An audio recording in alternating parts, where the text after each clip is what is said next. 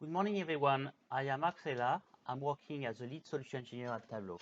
And what I want to do in the next few minutes is demonstrate the Tableau and geospatial capabilities.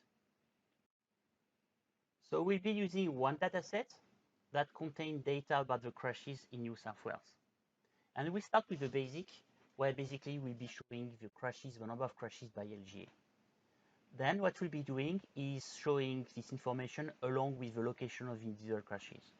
And for that, we will use make point functions as well as multiple map layers.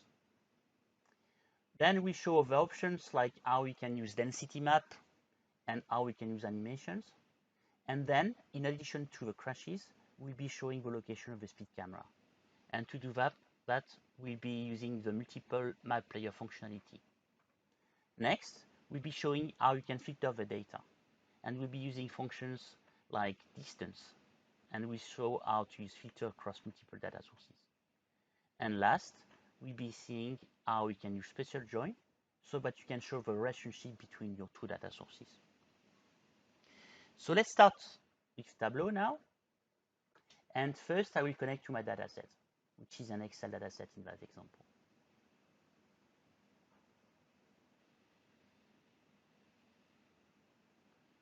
So as you will be able to see in a minute, this data source contains a number of fields. It's coming through now. So you can see that I've got a row for each crash. That's why I've got a crash ID. Then I got information about the crash, like the degree of the crash, when it's been reported. And then if I'm scrolling down on the right a bit, you will see that I've got information about the location of the crash in terms of latitude and longitude, and also in terms of LGA. You can see that for LGA, I've got a globe symbol next to it, which shows that Tableau will be able to put this on a map. There will be some scenario where Tableau is not able to do that because the name doesn't make any sense to it. So if it's happened, what you can do, you can actually click on the field and then you need to select a geographical role. Here, if you're dealing with LGA, you should tell the system that we want to display county because it's one of the elements that Tableau can display. So let's start to build our first visualization. I will just double click on my LGA, and because it's a globe object, Tableau will geocode it. So you can see that there's a longitude generated and a latitude generated that has been brought through. And I can see that I've got a number of dots. I've got a dot for each LGA. Right now, it's what you call a symbol map, but I can change my map style to be a field map. And now you can see that when I'm doing this, everything is blue, so I don't show much, but then it will make sense to display a measure. For instance, I may want to display the number of crashes by LGA. So to do that, I just need to drag my crash ID onto my color. And then what I want to display is actually the count of crash ID. And now what I can see is that there is more crashes around Sydney than in the regional area of New South Wales. I can see that I've got a number of holes. And I can see that I've got 13 LGA, which has not been recognized. So let's try to fix that. So if I'm going here, I will now see that I've got two kinds of issue. I've got a number of LGA which are ambiguous and some of them which are unrecognized. So the ambiguous will be here because basically you probably have some other county or other LGA in some other parts of Australia or even the world. And so we need to be able to tell the system that actually we are dealing with the one in New South Wales.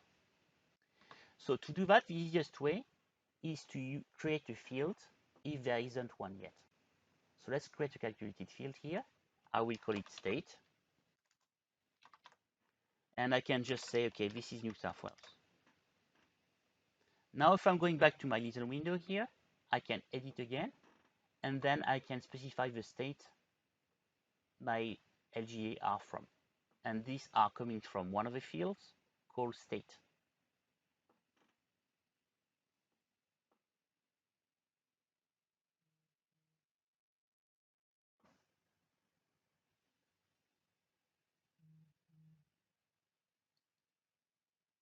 I will click OK.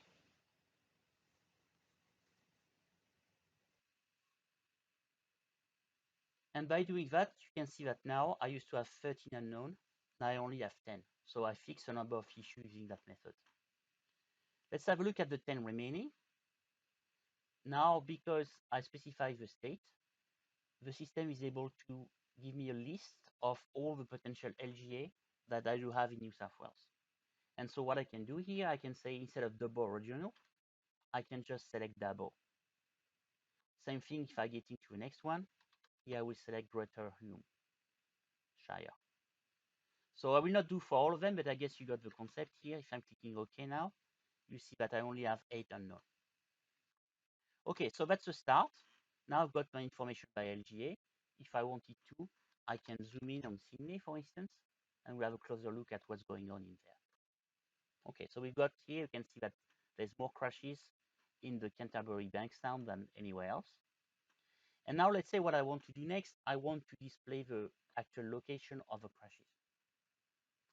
So in the before, like the only option you had was to basically create what you call a dual axis map. So you can duplicate your latitude, and then you are able to change your second map to display something else. You can still do that, obviously, but what I want to do instead, I want to leverage new functionality that are around multiple layers. So the idea is that as soon as you got a globe, so something that Tableau can put on a map, you'll be able to drag it. But right now, I don't have an object for every single crashes. So I need to create that object. So I will create a field here, which I will be calling crash. And then I will use the make point functionality. So basically, make point has two parameters. First one will be my latitude, and second one will be my longitude. So I just have to put these two parameters together. Then I will click OK. And now you can see that I've got a globe next to it, which means that Tableau will be able to put this on a map. So the only thing I need to do now is to drag this one onto my map layers like this. So now you can see that I've got a lot of crashes, a lot of dots, but something worth mentioning is that I cannot select one individual crash, because when you deal with geometry object, it's just one single shape. So if you actually want to display information about individual crashes, what you need to do, you need to deaggregate your data. So I will be bringing here my crash ID onto my level of detail. And just by doing that, now we'll be able to select individual marks. So see, I got my crash ID here. If I wanted to, for instance, I can use something like the degree of crash onto my color. And so I will be able to see crash based on whether they are fatal, whether they are injury, and so on and so forth. Okay, so by doing that, basically what we have now, we've got two layers on the same map. And using the same methods, I could potentially add as many layers as I wanted. So it's pretty handy.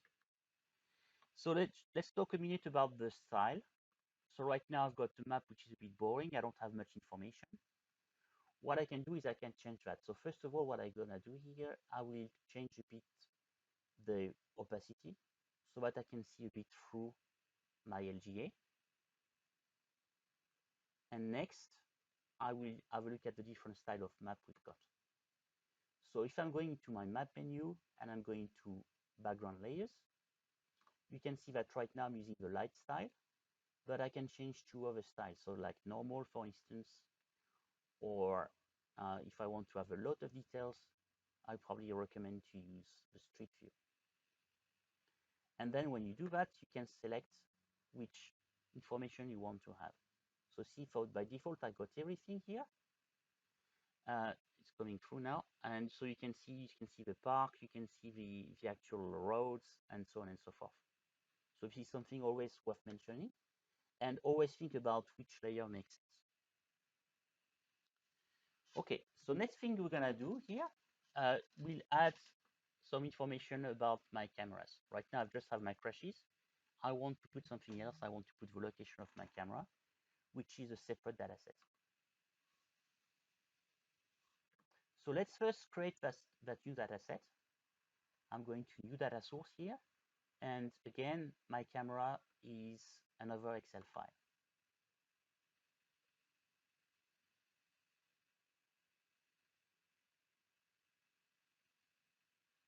Okay, so it's contained many tabs. So here I just want to take the all cameras. And you can see this file is pretty simple. I basically have the ID of a camera, then I got the type, and then I got the latitude and longitude of my camera. So what I'm gonna do next is I will go back to my sheet here, and now I will look at my second data source, which is the camera. So remember, if I want to use this concept of multiple map layers, I need to have a geometry object.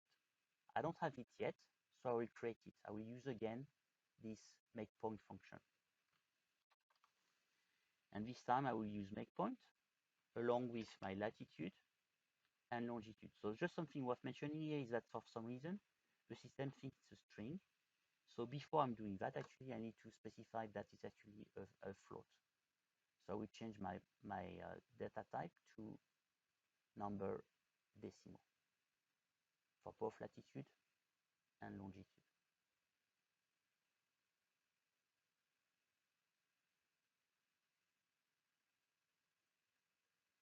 So let's go back there and create the make point function.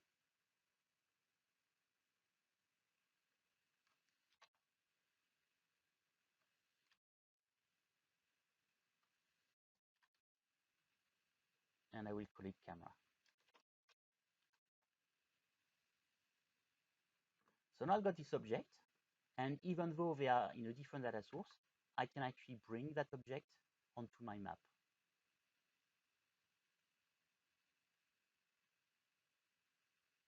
Okay, so it will take in a few seconds. So it's not very obvious right now because there's a lot of like crashes. So maybe what I will do, I will just remove some of the crashes just to make it easier. I will just skip the fatal crashes. Okay, so now you can see that I've got like blue dots, which are my crashes, and then I've got my cameras, which are the gray dots. And remember what we need to do here, if I want to be able to select individual cameras, I need to deaggregate my data. So I will bring my ID onto my level of detail like that. And maybe to make it more obvious, I will also change the shape I'm using. So maybe my camera will be like squares. So now I can clearly see the location of my camera, which are those squares, and the location of my dots, which are the fatal crashes. So with that scenario, I was able to put like 3 layers in my map. Okay, so there's no limit to the number of layers you can put. And something also worth mentioning is that the end user can actually choose which layer you want to display or hide using that layer control. Okay, so you can remove a layer. So for instance, let's say I remove crashes. You will see that all the blue dots are gone. And what you can do as well is that you can lock a mark. So you basically, this will do is it will disable interactions. So there's some scenario where you just want the dots to be here, but you don't want to do anything with it. That will be the scenario where you will use that option. Okay, this is good, but as you will be able to see right now, I'm not filtering anything. So even though I'm zooming, behind the scene, there's still quite a number of marks. And so if I'm removing my zoom here, you see that my map is a bit clumsy. There's a lot of information. And what I will show next is how I can filter, how I can only display the crashes and cameras which are within a particular distance of an actual area. So first, what I will be doing here is I will create 2 parameters. One that will contain the latitude of my selected area, and one that will contain the longitude of that selected area. So let's go and create that first parameter. I will call it selected latitude, which is a float. And then I will create another parameter, which will be my selected longitude.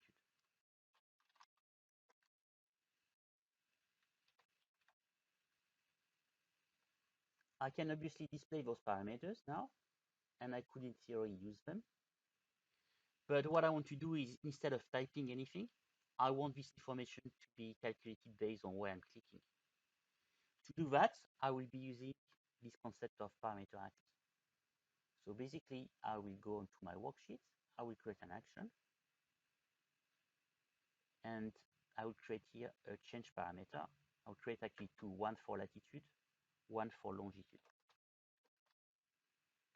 So my target parameter here will be my selected latitude. And what I will use for that will be my latitude generated. And then I will do the exact same thing for the longitude.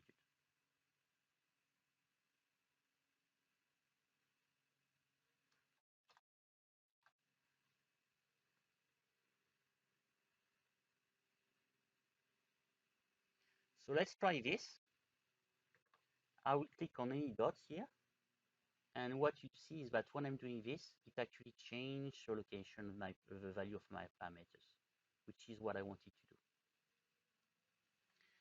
So next, what I want to do, I want to filter based on this location, or the distance between this location and every single point that I have.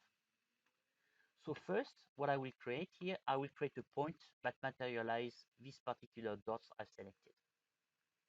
So again, I will be using my calculated fields. I will use make point, and I will use make point of selected latitude and selected longitude. And I will call it selected crash. Next, I will introduce another parameter that will be the distance I want to consider around the selected crash. So we call it, for instance, radius. And it could be a float or it could be integer. Let's go with integer for now. And maybe I want to define a range. So I want to be able to select anything between 1 kilometers and maybe 10 kilometers, or let's say 50 kilometers. I will expose that parameter.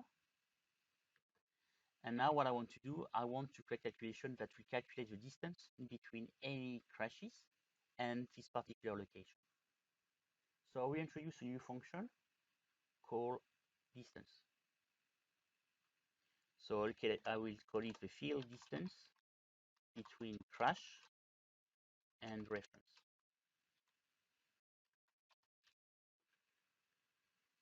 So distance contains three parameters. The first one is my starting point, which will be my selected crash location.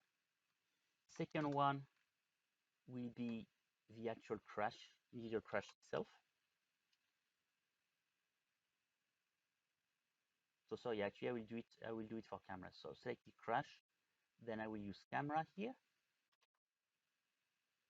And last will be my units. So here we are dealing with kilometers. So now let's try. I will bring this distance function on my individual cameras. Now we put it on my tooltip.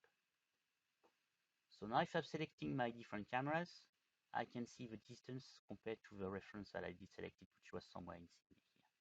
So it seems to work, right? So let's now use that field to actually filter. So what I want to do now, I want to compare that distance against my radius. And I will call this field within radius.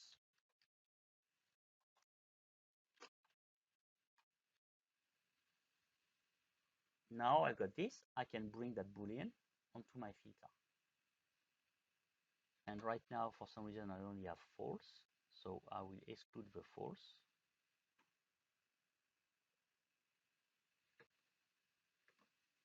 And maybe I will select another point. Now I can see that I only have one here because my radius is very small. So if I'm increasing my radius, you will see that I've got more cameras that are showing up. So it will be more obvious if I'm zooming a bit on Sydney. Now I can see my cameras, and if I'm changing my radius, I will have less cameras. Okay, so right now I've got 0, but then I can increase or decrease. So this kind of work, but as you can see right now, it's just filtering on the camera, not filtering onto the crashes. But it's not really an issue. I just need to fix that issue. I just need to create the same kind of calculation against my second data source, which was my camera data source. And because my parameters here are across data sources, I will have no issue to do that. So let's go into the crash dataset right now. And basically, I will do the same thing, okay? So I will first create a calculation, which is a distance in between my reference point, which I don't have yet in the data source. So I will create it straight away. So it's make point of selected latitude, selected longitude. Second parameter will be the actual location of each crash. So I can use crash here. And then I will use my unit of measure.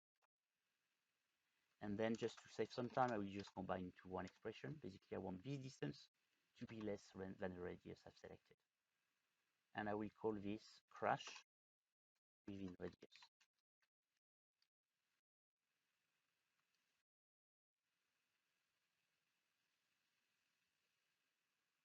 So now I can bring the second field onto my filter like that. And I will just keep it true, the one which are within the radius. So now if I'm removing my filter, what you can see is now I've got crashes and cameras with a 32 radius around one point around here. But I can change location I want. And then when I'm doing that, you can see that basically my map is redraw with new information. If I'm changing my radius, it will actually zoom quite a bit on the area I've selected. So it does work quite well. Okay. Just quickly, something I forgot to mention, like when I was doing the thing, is the mark types. So right now we've only dealt with the symbol, so like things like that. But if I want to go back in reverse and see all the crashes, then I will have the option to show density. So let's go back. I will clone this particular sheet here, and then I will remove my filter on degree of crash, as well as maybe the filter on radius. So now we'll be back in a situation where I've got a lot of marks.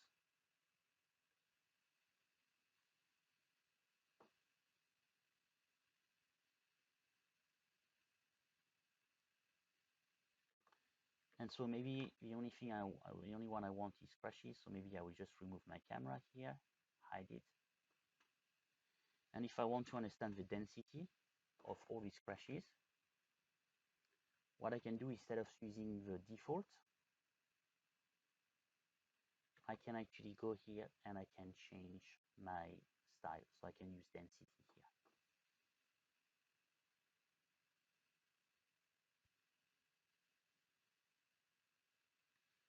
Okay, so there's a big dot here, but if I'm zooming a bit to see thing again, I will fairly easily be able to understand like the patterns, like the density of crashes in the different streets of Sydney. And I can play along. So if I'm going back to color here, I can change the intensity. I can change the size. So for instance, I'm going here, change the size, put something smaller. And I can also change the color. So if I want to have something a bit different, I can put like a palette like that. So it will be red, green, for red and yellow, for instance. So it's pretty cool. Okay, last thing I want to do now is right now we've been able to put on the map crashes and cameras, but there's no relationship between the two. Okay, there's just like two layers, but with no interactions. And maybe what I want to do here is I want to understand how many cameras are within a crash distance, or how many crash are within the distance of a camera. And so to do that, I need to have one single data source. And to do that, what I'm gonna use here is spatial drawing. So let's start by creating a new data source, which will use again my crash data as a starting point. And in order to create a special join, I actually need to create a join first. So I need to double click onto my table. Now create a new connection, which will reference my Excel file that contain my cameras. And now I can bring my all cameras and I will create a join like that. Okay, so you're probably familiar with that UI, where we specify the kind of join we want. But here what we want to do, we want to relate these two data sources based on the location of them. So I need to play along with my join calculation. So maybe what I want to do here, right now I am on the crash side. I just want to create a geographical object. So I'll use make point of latitude and longitude. Okay, so here I'm creating a point. So special join works well with point and polygon. There are some other scenarios where they also work with like polygons and polygons on lines. Here, I just want to use this point along with polygons. So to do that, I need to create a polygon on the camera side of things. So what we'll be doing here is that we use a new function, which is called a buffer function. So basically using buffer, I'm specifying a size around the point. So first, I need to create the point. So again, I will use a makePoint function, and I will use them with latitude and longitude, which I need to cast to be a float, because remember they are string, that's enough. So I'll just do float of lat1, float out of longitude 1. So this will create my point. And then what I'm gonna do next is I will create a buffer around that. So buffer contains 3 parameters. First one is the point. Second one will be the so I'm just in my parentheses. So float, make point. Okay, next one here. Next one will be the distance, essentially. So let's say I want to be able to see all the cameras within 2 kilometers of a crash or the other way around. I'll just put 2 here, and then I will specify the unit of measure. So something wrong here. Let me fix this.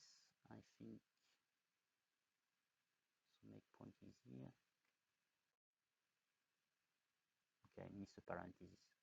So it's probably this one here.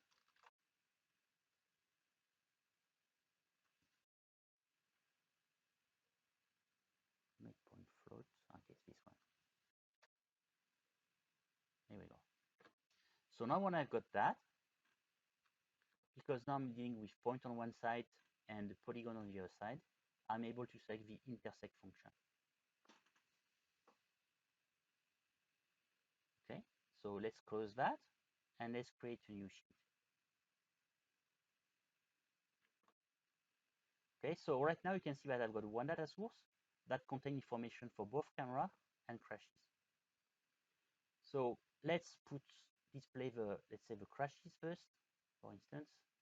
So again, if I want to use my thing, I need to use make point function one more time with latitude and longitude. And this will be my crashes. If I double click on it, we create a dot for each crash.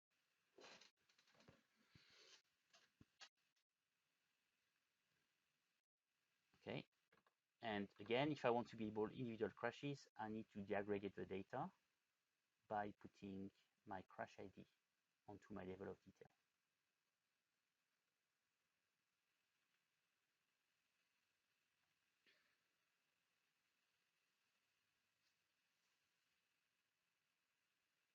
So now I can zoom, for instance, on Sydney, and I will see all the scratches.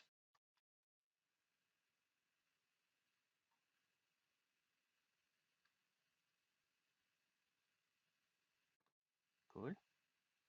I will do the same thing for my cameras. Again, just to save a bit of time with expression, I will change those things to be floats or number decimal.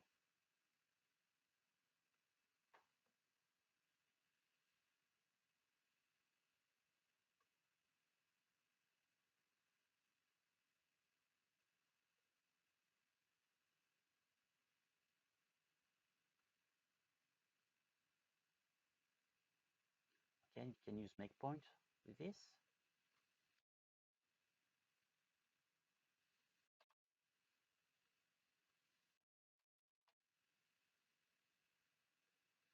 This will be my my camera, sorry.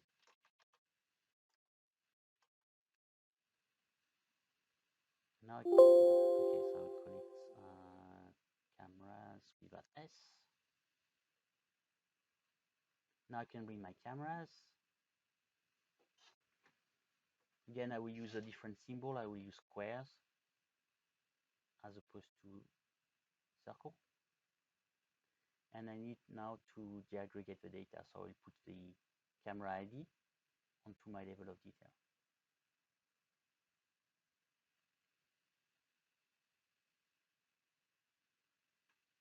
So because there's so many crashes, they're hard to see, so I'm gonna change the color. And I will put my camera in orange, for instance. Okay, we go. So now there's nothing really different with what we used to have, but now because I've got one data source, I can actually start to create calculations. So maybe what I want to understand is how many crashes are within a 3 kilometers radius from each camera. And it's fairly easy to do. The only thing I need to do is to bring my crash ID or the count of crash ID onto my tooltip. So I can do something like that. So now if I'm putting my mouse on one of the camera, the system will tell me how many crashes are within 3 kilometers. So see, putting this one here, you can see there's a lot of crashes, 739. This one will have 736, and so on and so forth. Similarly, if I'm going on a crash, if I'm bringing a count of my camera IDs, I will know how many cameras are within a 3 kilometers radius of each individual crash.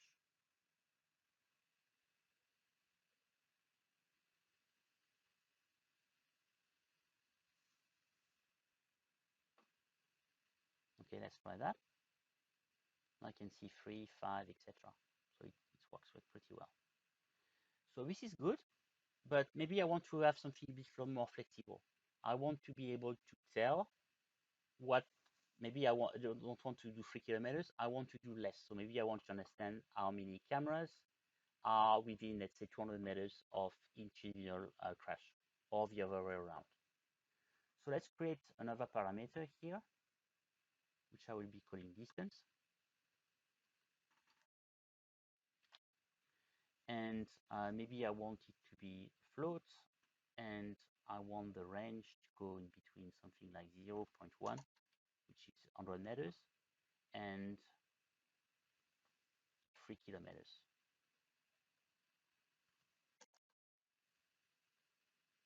And so I need to tweak a bit my calculation. So what I will be doing here is I will say, let's say cameras within distance. And it's a fairly easy calculation. What I'm going to do here, I will say I will calculate the distance in between each of my cameras and each of my crash.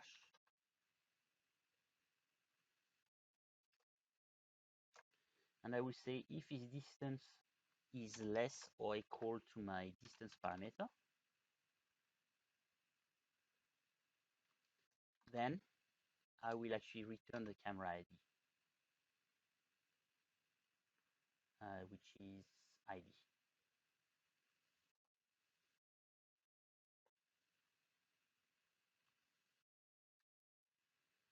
And so now what I got this, basically I just need to create a count of this. So if I'm going to my crash, in addition to my count of ID, I will bring a count of my camera within distance.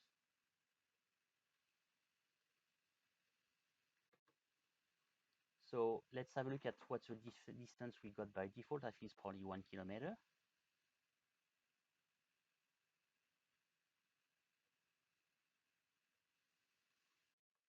It's 1.1 actually. So now if I'm selecting any crash, it will tell me how many cameras are within a distance. So right now I say that there is 3 cameras in total within 3 kilometers, but there's only one out of the 3 which is within 1.1 kilometers. And can actually change this. So if I'm putting something very small, I will see that all these cameras here or these crashes here are far from the cameras. So they got 0. But if I'm selecting one close to it, I actually see that there is 1 camera next to it. Okay. So that's pretty much it. What I was able to do here, I was able to demonstrate the spatial join. So when you create the spatial join, you actually need to use a buffer, and you need to select a distance, which will be the maximum distance you might consider. But then you still have the option to use a parameter on the top to actually make it more flexible when you are doing your calculations. And with that, I hope it was a helpful session, and have a good rest of the day. Thank you.